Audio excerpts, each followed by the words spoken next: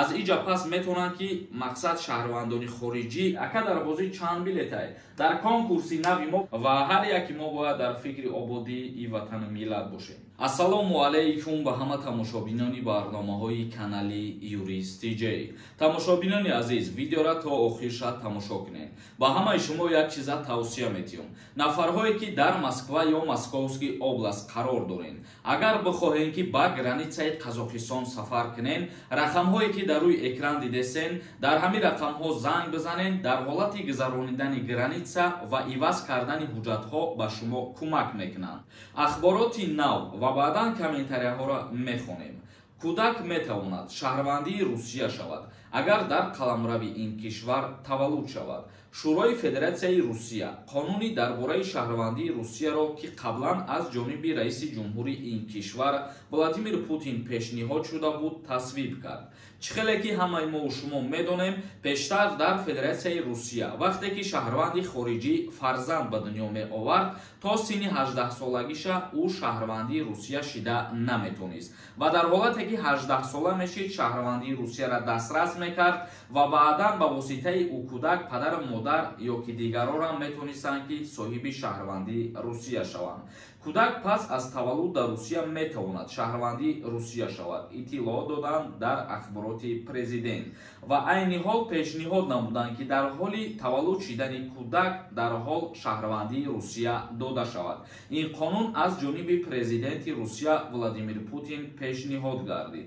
Қаблан ин пешниҳодро Владимир Путин раиси ҷумҳури Русия ба вакилони парлумон ироа карда буд.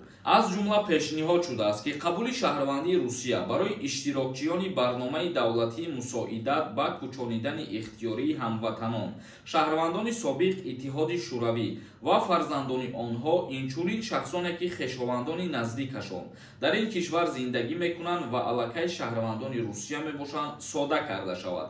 Аз ҷумла президенти Русия таъкид намуд ва пешниҳод намуд ки шаҳрвандони хориҷие ки дар Русия қарор доранд ва зиндагонӣ мекунанд, агар ки шаҳрвандии Русияро дастрас кардагӣ бошанд, аз иҷа пас метавонанд ки мақсад шаҳрвандони хориҷӣ бо воситаи хешовандон соҳиби шаҳрвандӣ шаванд. Пештар чӣ хеле ки хитоб медонем, ин кор мумкин набуд. Ба воситаи тағоӣ, ба воситаи апа хоҳар ҳеҷ кас шаҳрвандии Русияро гирифта наметонист ва президенти Федератсияи Русия махсус ба ҳамин хотир пешниҳод кард ки осонтар карда шавад. Тамошобинони азиз, дар ҳаминҷа видеои конкурса мемонам ва баъдан комментарияҳоро мехонем. Ҳама каса ҳаракат кунед, яктаи ё дутаи билет бихаред, ман аз шумо беҳад миннатдор мешавам. боварӣ дорам ки сухани мара дар замин намемонед. Ассалому алайкум ба ҳама нафарое ки ҳамин видеоро тамошо кардесен. Шерои нар диден мошинотон даги ҷоан. Болои як адир омадем, гуфтем як бишинем камтарак суҳбат кунем. Заъдно хостем ки дар ҳаминҷа мошиноро як бори дига видеои нав кунем, нишонтон метем. Шерои нар чӣ хеле ки медонен, аллакай билетҳои мо ба фурӯш рафтаистанд, 10% фурӯхтем. Нафарое ки мехоҳен ай конкурси ма билет харидорӣ кунен, нархи билет 250 рублай. Ӯ қапули калон нестай, лекин призош призои дастоиниян. Номерои WhatsApp ки дар рӯи экран дидесен, дар ҳамин номерои WhatsApp картаи Сбербанк ҳам ҳастай. Карта ба номи Мунис меброяд. Сумта мепартои чекта роӣ мекунӣ, билетитра ҷошда роӣ мекунанд. 75 дона приз дора конкурси ма. 5 та шоҳҷоизаш мошинай ва 10 нафаре ки лайки комментария мекунад, барои ӯ телефону пул мондагием 1 миллион рубли дига да конвертҳои пулӣ. Ба ҳамин хотир шанси бурд кардани шумо бисёри бадай. Билет харидана фаромӯш накунед. Инам мошинотон 100% любой баландиву пастира мезананд, меброянд. як чизи дигаро фаромӯш накунед. Инаи 015-ра одаме соҳиб мешавад ки ай ҳамада билети бисёр дорад. оли бо медонен ку аксияҳои девона мекунем, аксияҳоро аждат кунен. хай билет харидан бигирен, дастгириро фаромӯш накунен. ҳаматонда муваффақият. Қадам нависонда. Ассалому алайкум акай Сормон. Ман дар Россия хизмат кардагим. Агар ҳозир Россия бурам, аз аэропорт маро ба артиш даъват мекунанд, аз аэропорт мегзаронанд. Агар ки дар учёти военни Федератсияи Русия бошӣ, бале, агар ки набошӣ, тра ба артиш даъват намекунанд. Муродов нависондай. Акама билети туда абрад нагирам. Омаданда патент меспорем дар Тоҷикистон. айни ҳол маркази муҳоҷиратие ки хизмат мекунад барои гирифтани патенти муҳоҷирон кор накардестай. дар рӯзҳои наздик маркази муҳоҷиратӣ ба кор медрояд ва инчунин боз як маркази дигар кушода карда мешавад барои шуморо ба кор таъмин кардан. ҳоҷӣ нависонда: ассалому алайкум, созӣ хуби ака, суми патента онлайн қатъи супорем, намесӯза? Не, намесӯза бародари азиз. Муродов нависонда: ака, финали бозитона намондем, тақрибан 4-5 рӯз шид ки старти нава мо дар канал сар додагем, шумо дастгирӣ кунем, билетҳои мо тез сар барава, мо тез финала аниқ мекунем. Ҷасур нависонда: ассалому алайкум Сорбон ако, саломатии шумо, ман паспорти Русия дорам, двойной гражданин мебошам. Агар ман дар Россия контракт қатъи хизмат кунам, вақте ки Тоҷикистон равам, мара суд мекунанд ё камок мекунанд? илтимос ҷавоб диҳед. Ташаккур ба шумо. дар ҳолате ки двойной гражданство бошид, дар ин ҳолат ягон мушкилӣ намешавад. Юсуф Зокиров нависонда: ака, ман дар шаҳри Уфа ҳастам, ман аз моҳи ноябр бе прописка гаштаистам.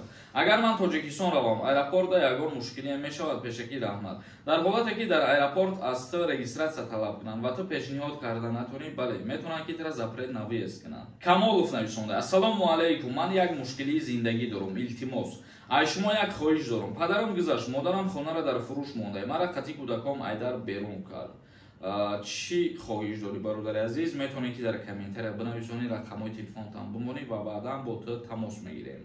Мирзоев нависонда: ассалому алайкум акаҷон, патенти казан дар Москва оформид карда мешавад? ҷавоб диҳед: не. вақте ки Москва меёй, айсари нав ҳуҷҷат месупорӣ, ба патента дастрас мекунӣ. Парпиев нависонда: ака, сози хубии паспорти Россияро чӣ хел дастрас кунам? роҳи осонаш ҳастай бе основания.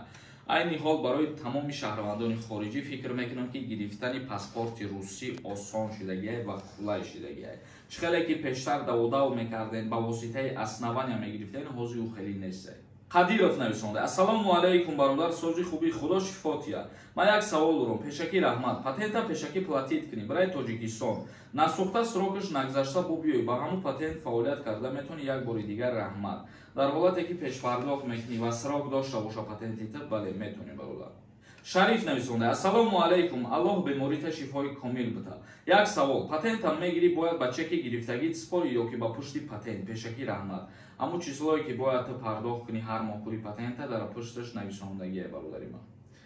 Макс Давлатов нависонда: ака, дар бозӣ чанд билетай? дар конкурси нави мо 21 000 билетай. чӣ хеле ки моро дастгирӣ мекунед, ба ҳамин дастгирӣ кардани шумо мумкин да 10-15 рӯз мо финала бигзаронем аллакай. ҳамаш ай шумо вобастагӣ дорад. ва шумо худтон медонед ки мо нархи билетҳомон арзонай ва бисёр аксия мекунем, билетҳои мо тез тамом мешавад. Тоҳир нависонда: ассалому алайкум брат, ман студентам, 3-м курс, 28 сола, насиб паспорти РФ мегирам. мара моҳи июн мобилизатсия мебаранд, раҳмат пешакӣ.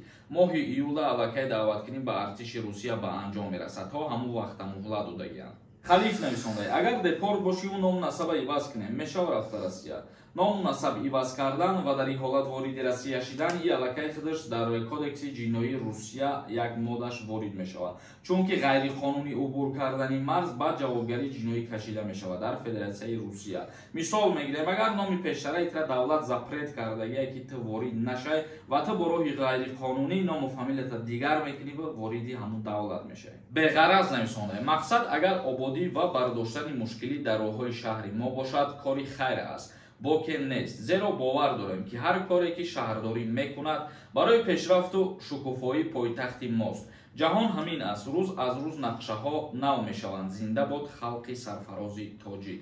бале, барои обод кардани роҳҳо ва таъмир кардани роҳҳо мо гуфтем ки дар чандин кӯчаҳои шаҳри Душанбе маҳдудиятҳо ворид мекунанд ва ҳар яки мо бояд дар фикри ободии ватани миллат бошем.